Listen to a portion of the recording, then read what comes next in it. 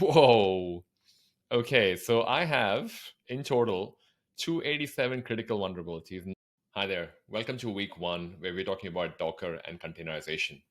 Last week, we spoke about AWS IAM, AWS organization. If you haven't checked that video out, I'll leave a link over here for you to just check that out. Because this is a YouTube video, I'm going to leave timelines over here so you can quickly go to the bits that you're most interested in and also the bits that are useful for understanding the full context. For this video, we'll talk about the top 10 container security practices, which you can use in your day-to-day while working in an enterprise as a cloud engineer or as a cloud security engineer. Now, if you watched the last week's Cloud Security Bootcamp video, we spoke about cloud security. It is similar but different when we talk about container security. Container security is the practice of protecting the applications running on a compute service called containers. Now, simply put, container security is a practice of protecting applications that are running on something called a container, which is a compute service. Last week, we spoke about AWS account and how AWS account is a way that you can use different kinds of compute.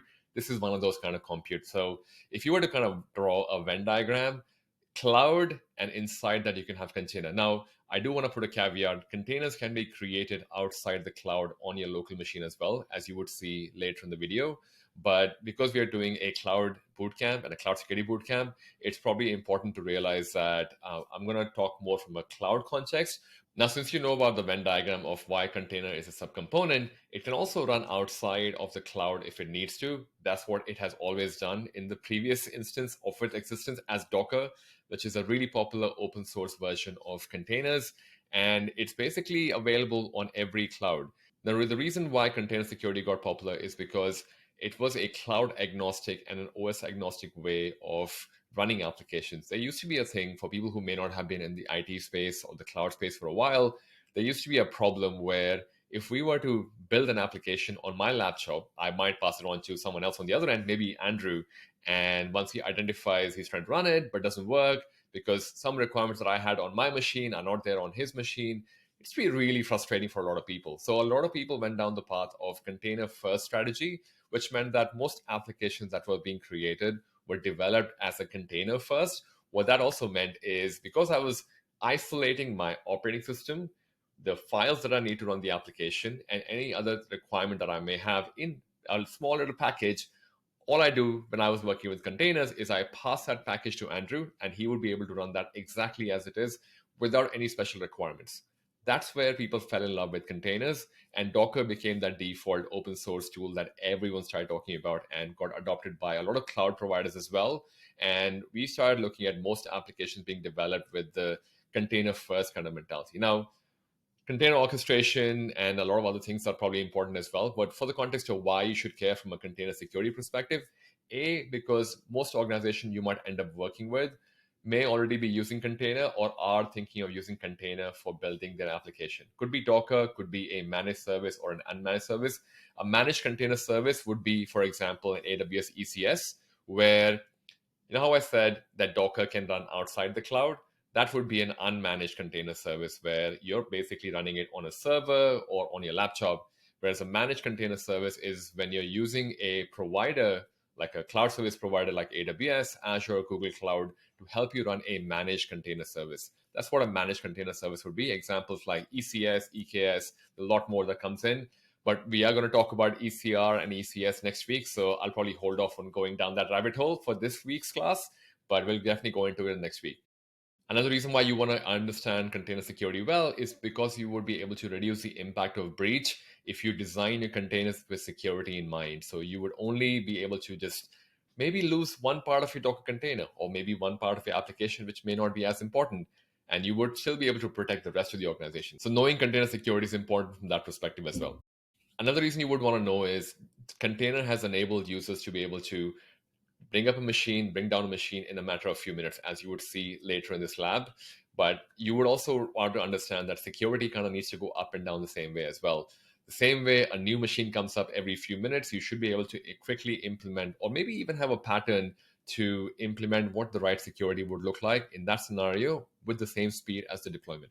Container security, similar to cloud security, also requires a lot of practice because if you're using managed container service, There are limitations for what you would have done outside a cloud context. Say, for example, if you were installing it on your MacBook or Windows or whatever laptop you use these days, you would be able to just do whatever is available on the open source version, add a lot more to what you want to do yourself as well. But the downside of that is you're probably managing quite a bit of it yourself. So you're probably spending a lot of time just keeping it updated. On the other hand, if you're using a managed service like the one from AWS, like an ECS or EKS, whatever other service you would want to use from a managed perspective, you're limited by what the cloud service provider is providing. It's kind of like Android in a way, or iPhone for that matter. You get the phone that you want in an Android context, but if you're using the Google Android, you get the Google latest version. But if you're using a Samsung or an LG, you only get what Samsung or LG would give you. It's kind of like that. You're choosing to go with a provider where you just know that there might be some features that will not work, or there might be features that work only in the context of that world, like the Amazon world, for example, which you'll find in next week's class when we talk about ECS, because they have their own terminology and you need to know Docker and you need to know AWS. So there's a bit of a practice required, but in the long run, it's definitely valuable to be able to go down the path of at least noticing that, hey, I'm able to make this in a way that it's a lot more easier to manage, and I don't have to just consistently keep updating. I let the cloud provider do the management part for me.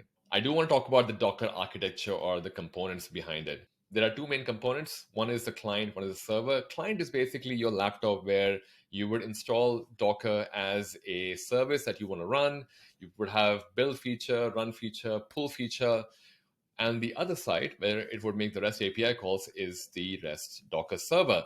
Now, Docker server could be the location where you want to run the containers itself, which you see in the diagram. You will also notice that the fact that you have something called a registry and an image. And there's a reason why there's two boxes in there, because a registry by itself could have images that are publicly available on the internet, something like Docker Hub, or you could have a private registry in your own local environment, which is what a lot of enterprise organizations like to have.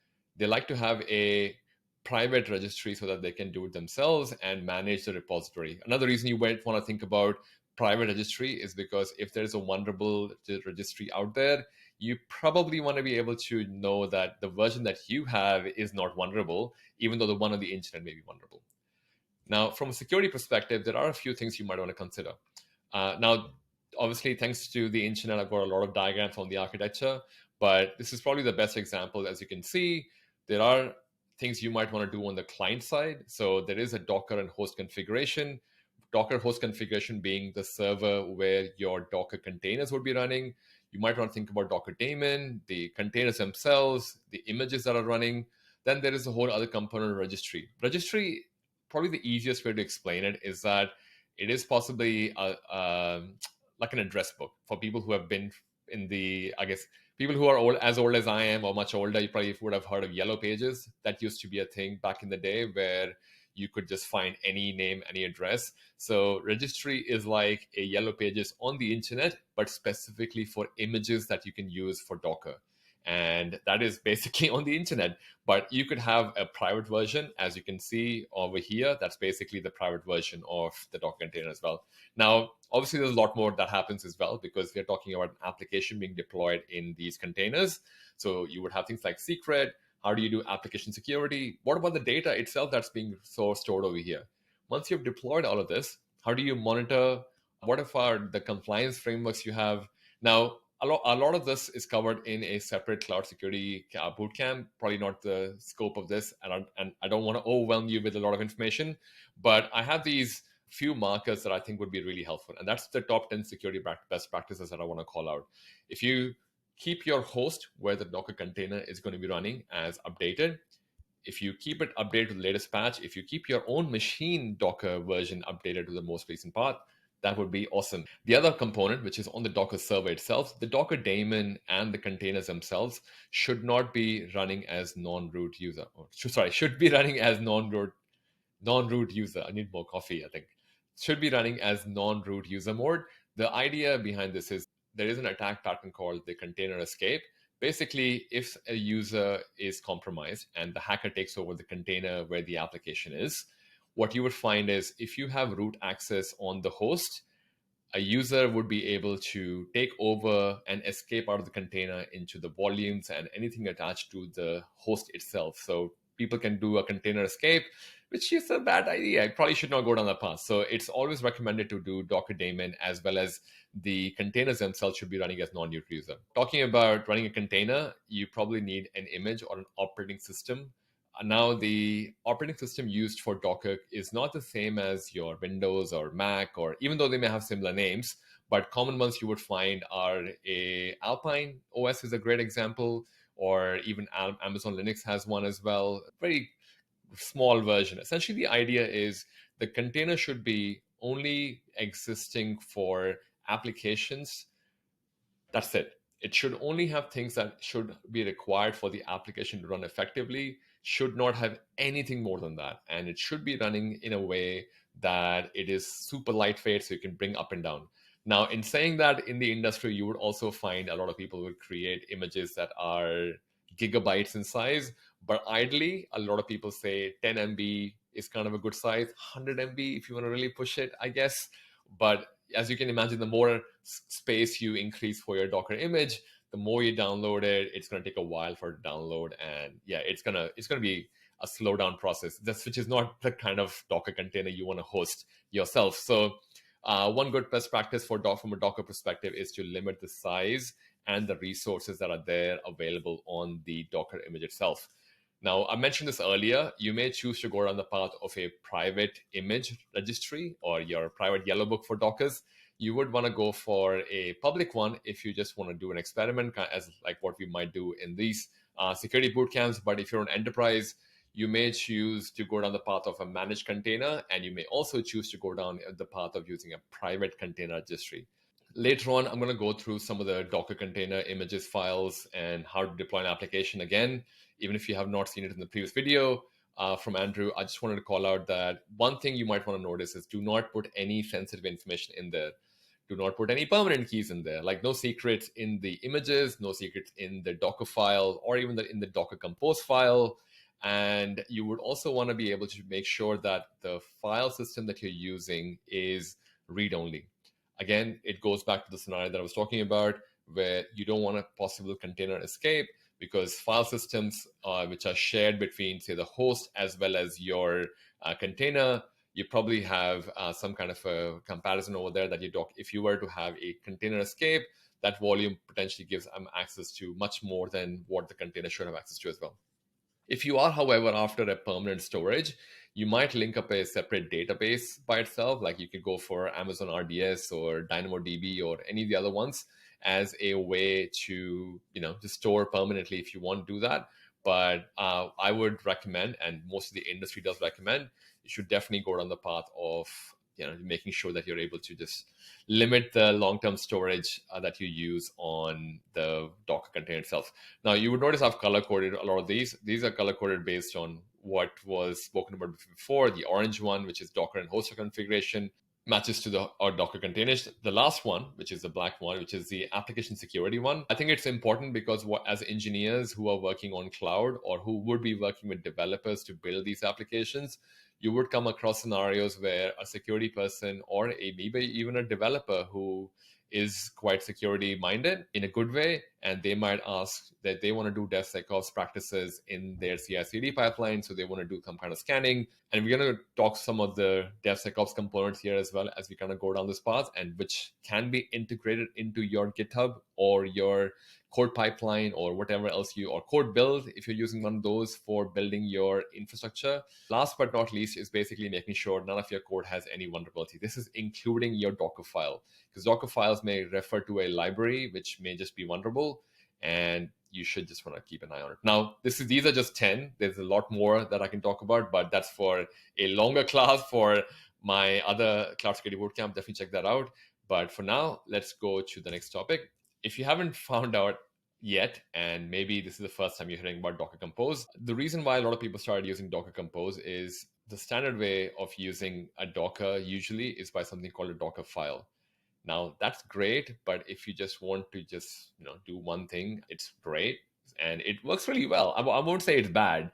I think it's not well defined in a way that you can have a really like a full app running on it with multiple containers on it. Docker Compose was a solution that Docker themselves came up with. Now, again, as same as Docker, this is an open source free version. This is an example of a database that is being created as a backend environment. And you can just see in the argument service, which is being created as a backend, and the environment would have DB username, password. See how the password is not actually used or called out over here. It's just a reference file. That's a good security practice. The ports that are over here, you want to call that out as well. So that is a good practice to go for as well. But I just wanted to show you an example of Docker Compose before I kind of walk you through how do you make sure that the Docker Compose you're working with is secure. One of the ways you could do that is by identifying Snyk open source security vulnerability. Now, this is the open source version. I believe they have a paid version as well, but I've just been signed up for their open source free account because I'm using it for personal use. And there is no, I think my understanding is there is no limit for it. At least I have not hit the limit for it yet. So you should be able to use this for your personal projects and maybe other projects that you might be thinking about. Components that I'm looking for within Snyk was the open source. They have a Snyk open source, and they also have something called Snyk Container Security, which is looking at the image itself. At the moment, we're going to work on looking at the open source libraries that are being used by our repo and why you should fix any vulnerabilities that may be there before you put them in there. All right, let's do the lab. All right, so we're talking about finding open source vulnerabilities in your Docker file itself. Now, I've gone on to cloudsecuritybootcamp.com, which is where I'm storing all the resources for this. So if you just scroll down, I've got the Snyk part over here. I've got all the other things that I mentioned as well during the presentation, so definitely feel free to check that out. Now, I've kept this as a direct link, so you should be able to just use that and go straight there. As you said, no credit card required. It's a free service, so I'm just going to use my own GitHub. If you're doing this for the first time, as I've done, I've removed the authorization before. So now I'm authorizing Snyk to be able to access the repos that I have. Now, I was looking for a repository for me to show you folks as to, nope, not right now. Yeah, I'm happy with that. No, I think a private, yep, I just want to keep my public repositories the only one that I capture. I don't want to do any of this at the moment. So I'm just going to close all of that and just say, I'm going to authenticate GitHub. Cool. All right. So I have all of my public repos. Some of you would have seen this already, that they are ready to be imported. Now, by itself, it hasn't done anything, right? So I am just going to go, I found a repository. I think I was looking for a repository where I could just basically find a lot of vulnerable things. So I found one over here. And the way to do it, there's a couple of ways to do this. You could either download this and run this on your own, or you can do my easy hack so that they don't know that I'm doing this. I'm just going to go a Docker vulnerable Docker repository for testing. All right, I'm just going to call that. I'm going to create a fork. So I'm going to have a same Docker goof under my own repository. And once it comes up, sweet. All right. So now, as you can see, that just means it's under my name. So I'm just going to go back into this. You should be able to do this for all of your repositories. So I'm just going to go into a dashboard. Should be anything. Well, this is something I'm going to show you a bit later on the next video, but I'm just going to, for this purpose, I'm just going to go import. And that's my Docker goof over there. I don't want to have anything else apart from just this. So I'm just going to go import and scan. This is probably the easiest thing you can do, is just to have that. So I'm just saying, I just want to do, at this point in time, test for vulnerable dependencies. I don't care about creating pull requests and all of that. You can definitely go and do that as well. You can also do this as well, but I'm just going to go the simplest version because I don't want to make this a complicated class for you to not understand. So, all right, now I've got the GitHub configured. I just go to projects. That's how they make sure. Whoa. Okay, so I have in total 287 critical vulnerabilities, 988 high vulnerabilities, and 1.3K medium vulnerabilities. So clearly they've done a good job of maintaining a vulnerable repository here. But as you see, I have not put any credit card information. I think it's a free service. So if I want to dig a bit deeper, if I go to my Docker file and I have imported it, so you can see what so like a CVS 9.88. Oh, okay. So basically, the way I would read this is that it's saying that in this Docker Compose, in this Docker file, I have called out that the current image should be 10.4. However, the current version on the internet is 14.21, which only has 372 vulnerabilities, only too high. So if I was to upgrade to that, I would probably resolve all of these 370 plus vulnerabilities, and I just do a pull request. If you don't know what a pull request is, I would definitely recommend looking up a GitHub or a GitOps kind of video. If you want me to do one on this as well, I can do a video on that, because I think it's super essential these days for a cloud engineer or cloud security engineer to understand GitOps and just the whole, how do you work in Git and repositories and stuff, because you'll be spending a lot of time there. So I could do that, but for the moment, I just wanted to show you that that's how you would search for any vulnerable libraries that they may have. Now, I do want to make sure I call it out specifically. This is just looking at the Docker files that are saved on the repository that I have.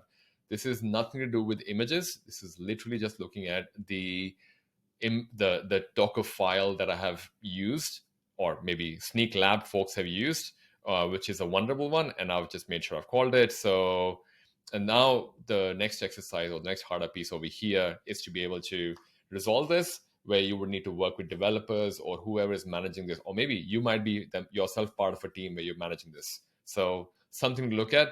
Yeah, definitely check that out. That's pretty much what I wanted to cover for this video. Well, go back into class. All right. Now, since we know that there are vulnerabilities that we need to work on and we need to resolve, we probably want to have a look at some of the other things I called out as best practice as well. Secret Manager is a great way to not have your secrets stored in a Docker Compose file or even in a Docker file. You may use things like AWS Secret Manager. Now, obviously, this is assuming you're hosting this in the cloud environment in an EC2 instance, because this is a AWS Cloud Security Bootcamp or Cloud Bootcamp. That's why we're talking about AWS services. You can use AWS Secret Manager to be able to store secrets. And now I do want to call out, you can use only certain services. Not all services have access to Secret Manager. The one in the screenshot that you might think about, which would work in your context or container, can be your app runner, which is an example. Now, if you don't have this, you could also use something called Hashicorp Vault. Now, similar to Snyk that I showed you earlier, this is also a free version and a paid version. The free version works good enough. The only challenge with the free version is that you have to manage the server and the client yourself. I think the paid version has a whole fully managed Vault server for you. But the idea is you should be able to use the Vault AWS auth library. Again, I will leave a link to the GitHub repo in the description for you to follow. You would be able to use that to have as your secrets being rotated without having to store them permanently in a Docker file or in a Docker Compose file. Now, that's also good practice to not have that. Now, let's do a quick walkthrough on what AWS Secret Manager is in AWS and where you can find it and how you can use it. All right. So if I just go to the console.aws.com, I've logged in, not with my root user. So if you remember last class, do not log in with your root user. All right. So if I just go secret, if I properly search, and Secret Manager. Now, in Secret Manager, you can basically store any new secret. I don't have any secrets at the moment, but something to call out. 30-day free trial, but after that, you have to pay 40 cents per secret per month. But the API calls also are, I guess, a cost that you might have to wonder. But as I said, it's definitely something that you might find handy for things like your code guru, relational databases, but pretty much a lot of services. To create a secret, I can say I'm creating a secret for my other database. It's an other kind of secret because I want an API. I want to store it as a plain text if I want to. Or I can just click a value. I can just say this is my password for my Docker file. I can say Docker file and encryption key for that. I can go next.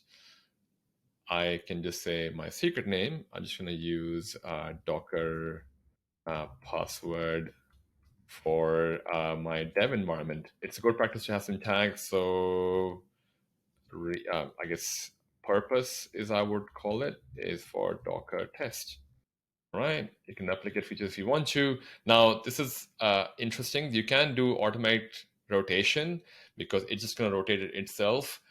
I would not be scared of turning this on because remember, you're not storing the secret on your file. So even if the secret does rotate over here, it should not affect you on your file when it runs it, because it's just going to make a call and whatever the new one is, it's just going to be updated. So, that's pretty much it. Ah, I need to create a Lambda function for it. So I'm just going to not do that for now because in the interest of time. But you can have a Lambda function which is easily available.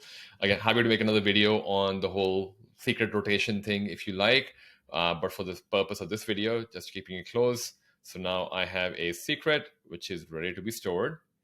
And once it comes up, you have successfully stored a secret.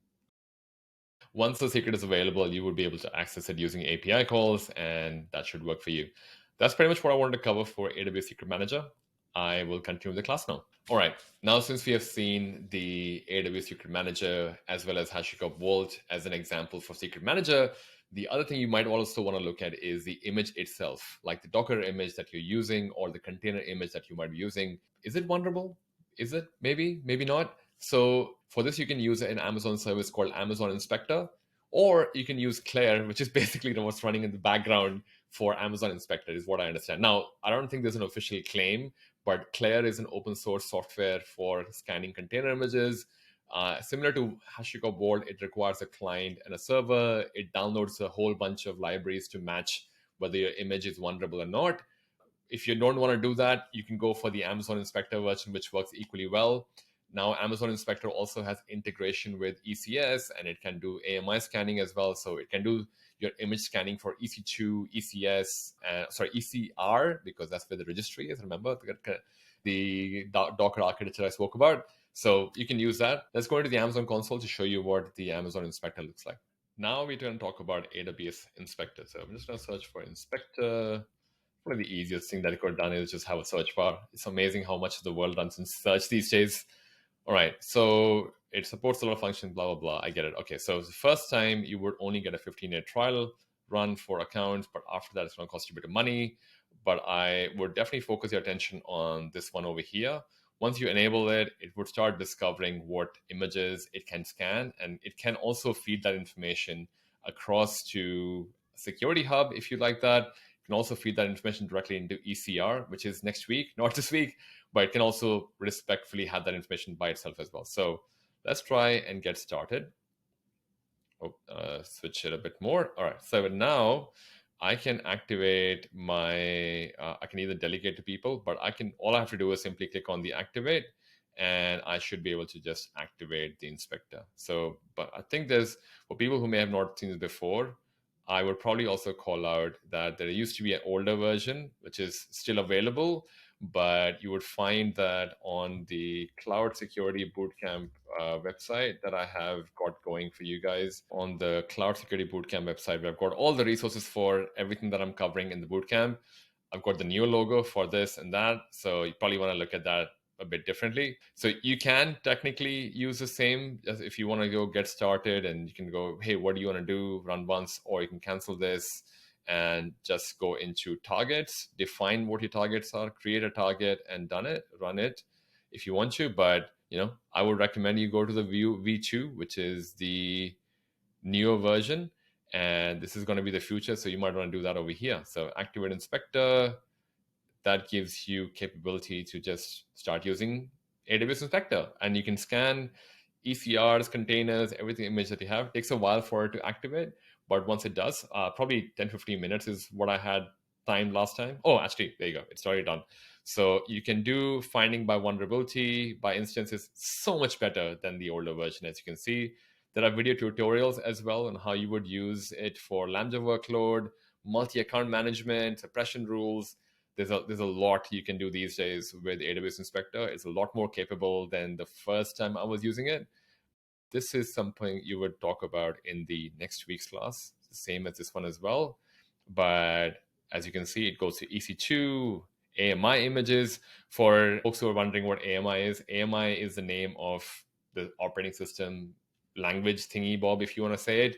Essentially, if you want to use EC2, which is a virtual machine in AWS, the operating system that it would run on is called Amazon Machine Image, which is AMI. So it can scan for that as well. So super awesome.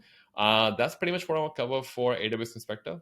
Now, the other alternate, if you don't find a way to have your ECR container, or maybe you are working on this on an EC2 instance itself, and you have a special Docker container for whatever reason, and maybe you want to have a look at all your containers in one place. What you can also do is you can also run container scanning from Snyk Container Security, which is again an open source free version. And I'll do a quick walkthrough of this as well as to how you can identify that this is a vulnerable container that you should be or should not be using. Let's go through that and go into this. Okay, so for this part of the video, I'm just gonna zoom in a bit more so it's easier for folks to see.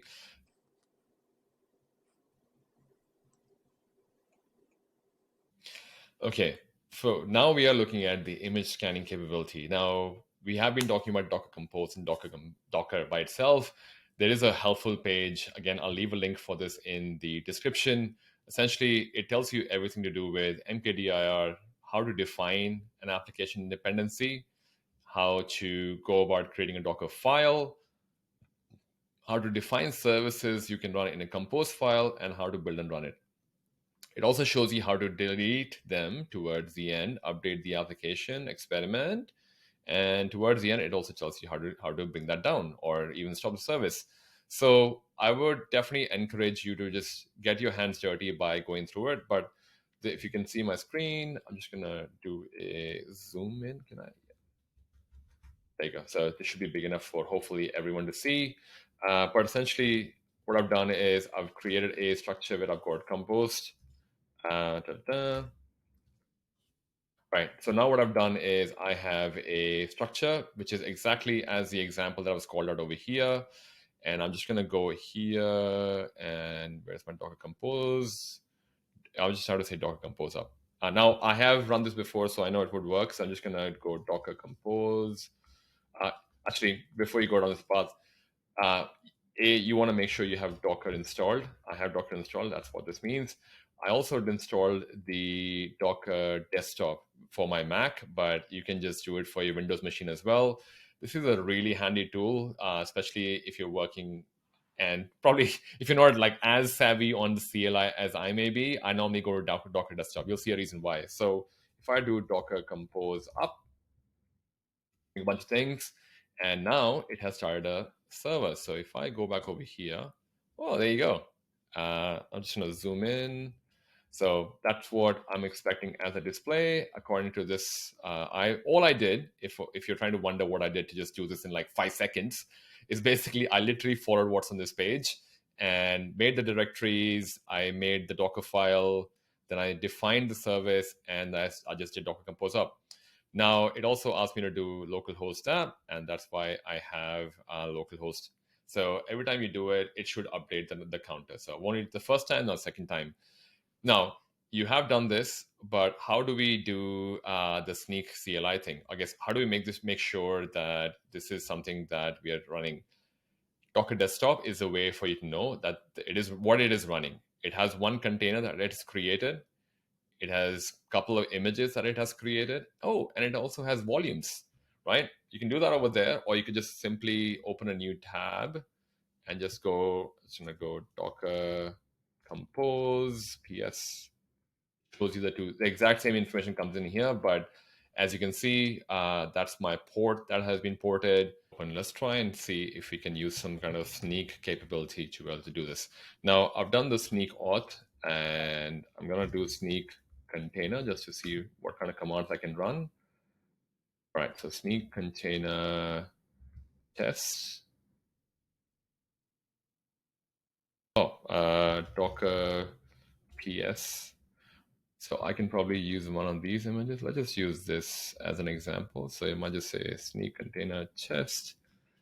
Should work. There you go. It works. Cool. So it's going through now. No vulnerable paths. That is pretty awesome. So maybe I should look at the other one. Hopefully there's a vulnerability somewhere here. But essentially that's what you're doing. You're basically running a Snyk container test to see if this is got vulnerabilities. Come on, at least need one vulnerability.